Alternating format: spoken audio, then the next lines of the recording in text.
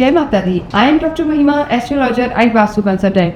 स्वागत है आप सभी का हमारे साथ एक खास वीडियो में, जिसमें हम बात करेंगे राहु और शनि, जिनसे मिलकर बन रहा है श्रापित दोष। जी हाँ, हालांकि ये बन चुका है 29 मार्च से लेकर और 18 मई तक सभी कुंडलियों के लिए, सभी राशियों के लिए राहु और जो शनि है एक ही भाव में चलने वाले हैं। जब भी राहु और शनि एक ही साथ होते हैं तो वो श्रापित दोष का निर्माण करते हैं। देखिए, ये हम बात करेंगे गोचर की। अभी अगर हम इस समय देखें तो जो मेष राशि के लिए हम इस वीडियो में बात करने वाले हैं, मेष राशि के लिए भी राहु और शनि का श्रापित दोष बन चुका है और ये चलेगा 50 दिनों के लिए। तो ये 50 दिन बहुत खास है। अगर इस गोचर के अलावा आपकी खुद की कुंडली में भी अगर राहु और शनि का ये श्रापित दोष है तो आपको बहुत संभल के रहने की जरूरत है। अब हम बात करेंगे मेष राशि के लिए ये 50 दिन कैसे रहने वाले हैं। सबसे पहले हम इस चार्ट पर नजर डाल लेते हैं। देखिए, आपके सेकंड हाउस में गुरु है, थर्ड हाउस के मंगल है, वो भी यहाँ पर चेंज करने वाला है 5 अप्रैल को और अपनी नीच की अवस्था में आ जाएगा। 6th हाउस में आपके केतु है और 12th हाउस में आपके 5 ग्रह यानी पंचग्रही योग बन रहे हैं, राहु, शुक्र, बुध, शनि और सूर्य। जब तक राहु और शनि यहाँ पर साथ हैं 50 दिनों के लिए, 18 मई को राहु यहाँ से गोचर करेंगे, ट्रांजिट करेंगे और वो अपना बदलाव करेंगे, तभी ये जाकर श्रापित दोष समाप्त होगा। देखिए, जो श्रापित दोष होता है, पिशाच दोष भी हम कहते हैं, इसके नाम से ही आप समझ सकते हैं पिशाच, श्राप, इनका मतलब कहीं ना कहीं मैलेफिक इफेक्ट से होता है, यानी नेगेटिविटी से होता है। किसी ना किसी तरीके की नेगेटिव एनर्जी आप अपनी लाइफ में जरूर फील करेंगे और इन सब चीज़ों का आप पर क्या प्रभाव पड़ेगा। सबसे पहले हम बात करेंगे आपके स्वास्थ्य की। आपके यानी मेष राशि, एरीज जो राशि होती है, ये हम आपकी जन्म राशि के आधार पर बता रहे हैं, पर आप चाहें तो अपनी लगन के आधार पर और अपने नाम के आधार पर भी आप इसको देख सकते हैं। देखिए, राहु और शनि का जो ये दोष बन रहा है, ये आपके 12th हाउस में बन रहा है, तो किसी भी रूप में मैं कहूँगी मेष राशि वालों के लिए अच्छा नहीं है। हालांकि आपकी 7.5 भी स्टार्ट हो गई है, शनि तो यही रहने वाले हैं बहुत लंबे समय तक, पर जो राहु है यहाँ 18 मई को ये वैसे निकल जाएंगे और राहु और शनि की युति टूट जाएगी और ये दोष भी खत्म हो जाएगा। लेकिन इन 50 दिनों में आपको बहुत ज्यादा केयरफुल रहना है। देखिए, राहु का यहाँ होना और शनि का यहाँ होना आपके स्वास्थ्य के लिए बहुत ज्यादा अच्छा नहीं है। आपको इस समय कहीं ना कहीं मानसिक तनाव की स्थिति रह सकती है। वैसे भी जो 12th हाउस होता है, इसे हम व्यय भाव कहते हैं, व्यय का घर, एक्सपेंडिचर का घर, किसी भी तरीके से लॉसेस का घर। हालांकि ये मोक्ष का भी घर है, हॉस्पिटलाइजेशन का भी घर है, तो बीमारियों को लेकर आपको बिल्कुल बहुत ज़्यादा सतर्क रहने की ज़रूरत है। इस समय इन 50 दिनों में आपको हो सकता है ओवर थिंकिंग रहे, एंग्जाइटी की प्रॉब्लम रहे और कहीं ना कहीं ऐसा भी हो सकता है कि मानसिक तनाव से भी आप गुजर सकते हैं। तो स्वास्थ्य का आपको यहाँ बहुत ध्यान रखना है। राहु कहीं ना कहीं एक इल्यूजन बनाते हैं, भ्रम की स्थिति बनाते हैं। कई लोगों को इनसिक्योरिटीज रहती हैं, शुरू से ही आपको एक डर लगने लगेंगे। ऐसा नहीं है कि सब मेष राशि वालों के साथ ऐसा ही हो, ये हम जनरल बता रहे हैं। लेकिन जिन लोगों की कुंडली में भी शनि और राहु वीक हैं, या कुंडली में भी आपके शनि की या राहु की महादशा चल रही है, या आपकी कुंडली में शनि या राहु का श्रापित दोष बना हुआ है, तो आपको इन 50 दिनों में अपने स्वास्थ्य का बहुत ज्यादा ध्यान रखना है। किसी भी रूप में अगर कोई आपको हेल्थ इशू आता है तो आप उसे बिल्कुल भी अवॉइड ना करें और कंसल्ट करें। स्पेशली आप ड्राइविंग में ध्यान रखें और ओवर थिंकिंग ना करें। घबराहट, बेचैनी आपको रह सकती है, इसके लिए आप हमसे जुड़े रहें, आगे हम आपको इसके उपाय भी बताएंगे। नेक्स्ट हम बात करते हैं आपकी लव लाइफ की। देखिए, जब भी यहाँ पर 12वें भाव में राहु और शनि का ये दोष बन जाता है, जिसे हम पिशाच योग कह रहे हैं, तो रिश्तों में भी कहीं ना कहीं तकलीफ आने लगती है। जो आपकी लव लाइफ है या जो आपकी जो भी रिश्ते हैं नियर एंड डियरेस्ट, वहाँ भी आपकी खटपट हो सकती है, बहस हो सकती है, किसी तीसरे व्यक्ति के कारण भी समस्याएं हो सकती हैं।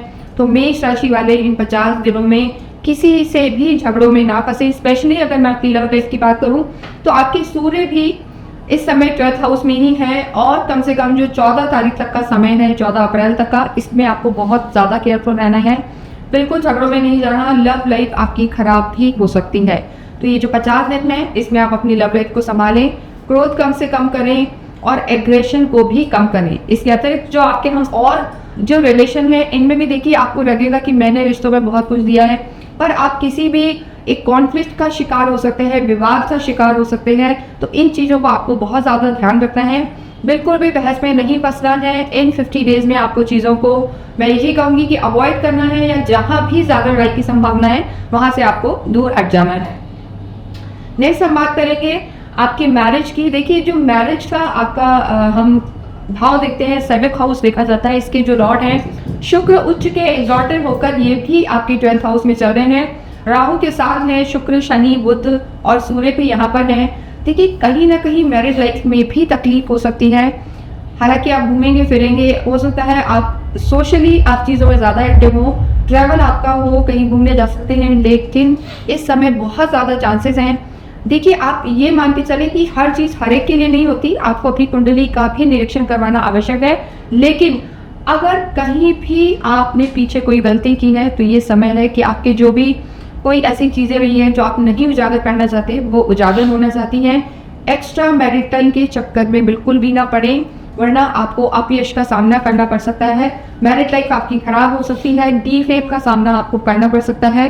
तो अपने वैवाहिक जीवन को मेष राशि वाले इन 50 दिनों में बहुत ज़्यादा संभाल के चलें, यही मैं आपसे कहूँगी। और जिन लोगों का विवाह ना हुआ है, अगर वो कोई शादी को लेकर मेजर डिसीजन लेना चाहते हैं तो उसे भी वो टालें।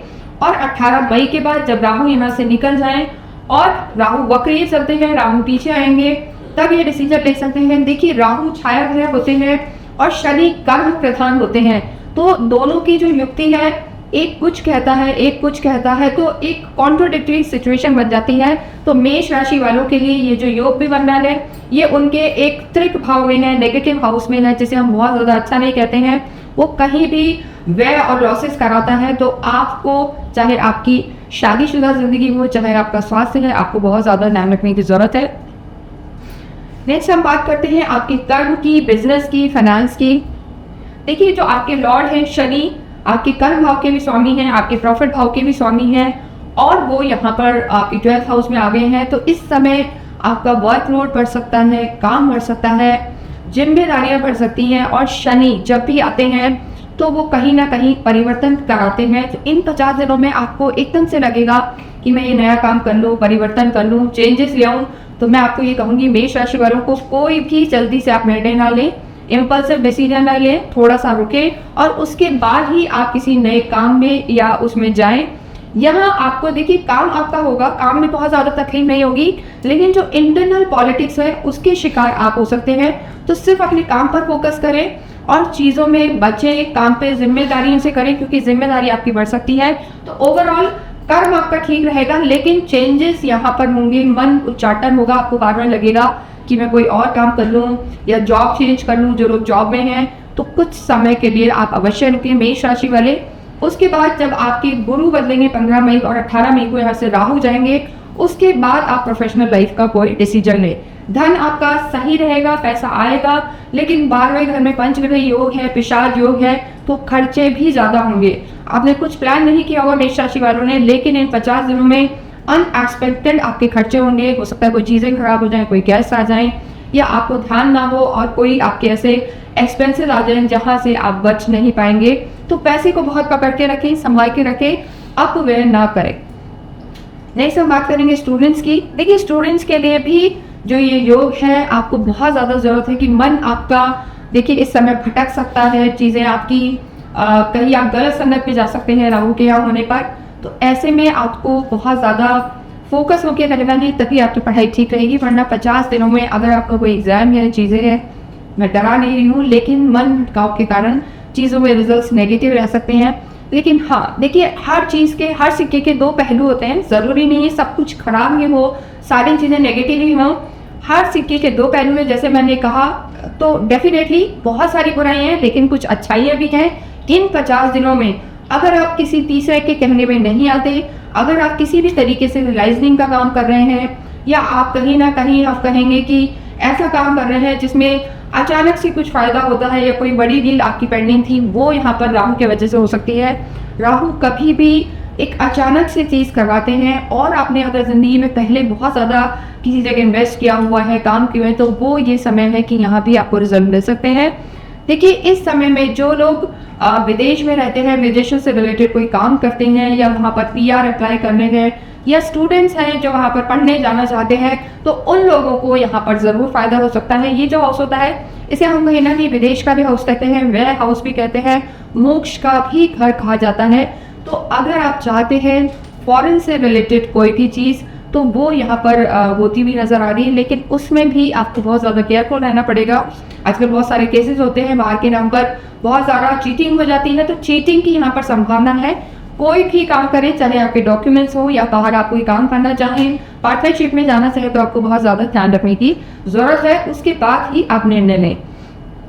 बाकी अगर हम भाग्य की बात करें तो देखिए भाग्य जो आपके हैं गुरु हैं, और गुरु ज़रूर आपके कुटुंब में है। गुरु की स्थिति आपके लिए ठीक है, लेकिन इनके जो लॉर्ड है वो कहीं ना कहीं जो धन भाव पे लॉर्ड है शुक्र, वो भी 12वें घर में है, तो खर्चों की स्थिति आपकी बनी रहेगी। भाग्य आपका साथ देगा। गुरु एक नैसर्गिक सुख देने वाले प्लेनेट है, तो भाग्य आपका साथ देगा। देखिए शनि यहीं रहेंगे, राहु निकल जाएंगे, लेकिन इन 50 दिनों में आपको बहुत ज़्यादा सतर्कता से चलना है। कोई पुराना स्कैंडल आपका बाहर आ सकता है, डीफेम के योग बनते हैं, मेहनत ज़्यादा करेंगे और रिजल्ट कम मिलेंगे। इस दोष का आपको कहीं भी बहुत ज़्यादा नेगेटिव आप पे प्रभाव ना पड़े, आपके जीवन में सुख रहे, इसके लिए ज़रूरी है कि आप अवश्य ही मेष राशि वाले ज़रूर शिव मंदिर जाएं सोमवार के दिन और प्रदोष का व्रत करें। प्रदोष त्रयोदशी पे आता है, इस दिन यानी महीने में 2 प्रदोष होते हैं, वहाँ अवश्य ही आप शिव परिवार की आराधना करें। ये आप करेंगे तो आपको मानसिक शांति मिलेगी। और प्रदोष वाले दिन अगर हो पाए तो आप कच्चे दूध में काले तिल मिलाकर आप भगवान का अभिषेक करें, इससे आपको काफ़ी फायदा होगा। इसके अतिरिक्त अगर हो पाए तो आप अवश्य ही बजरंग बाण का पाठ करें। मेष राशि के जो लॉर्ड होते हैं, मंगल होते हैं, उनकी भी आराधना करने से, अपने लग्नेश को मजबूत करने से, अपने लॉर्ड की पूजा करने से आप इन सब नेगेटिविटी से बच सकते हैं। इसके साथ साथ ही ज़रूर आपको थोड़ा ध्यान और जो हम कहेंगे कि वर्कआउट वगैरह करना चाहिए, जिससे मानसिक शांति रहे, क्योंकि श्रापित दोष कहीं ना कहीं राहु वैसे भी भ्रम देता है, और शनि और राहु का 12वें घर में होना आपके काम में अड़चने ला सकता है। यही एक तरीका है कि आप मेंटल पीस में रहें, ओवर थिंकिंग ना करें और गायत्री मंत्र का भी जप करें। इसके अतिरिक्त अगर आपकी कोई क्वेरी है तो आप हमसे संपर्क कर सकते हैं। आप अपनी कुंडली का भी विश्लेषण हमसे करा सकते हैं।